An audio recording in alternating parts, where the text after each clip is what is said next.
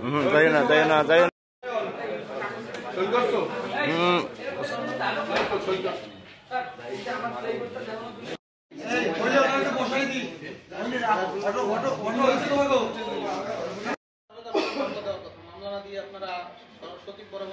আমরা ওখানে দখলে গেলেই তো আমাদের বাধা বিঘ্ন সৃষ্টি করা হয়। সেজন্যই তো আইনগতভাবে আপনার মামলা দিয়ে তারপর প্রসেস করে তারপর যেতে হবে, তাই না?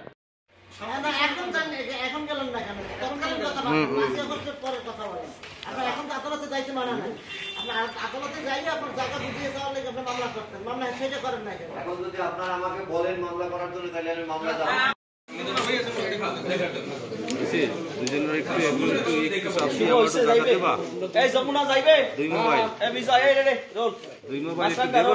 তালিকাভুক্ত করে সরকার পরবর্তী সময় তালিকা সম্পত্তি খ তফসিলভুক্ত করিয়া মালিক বরাবরে ছাড়িয়ে দেয়। অতঃপর বরিশাল সিটি কর্পোরেশনের সাবেক মেয়র শওকত হোসেন হিরণ সাহেব তাহার ক্ষমতার জোরে তফসিল সম্পত্তিতে পার্ক হিসাবে রূপান্তর করিয়া নিজের সুনাম অর্জনের জন্য হিরণ পার্ক নাম দেয় এবং সিটি কর্পোরেশনের জনতা লইয়া উক্ত হিরণ পার্কে লোহার গেট স্থাপন করিয়া গেটের সাথে আমাদের লিখিত সাইনবোর্ড লাগাইয়া ভোগ দখল করিয়া আসিতেছি।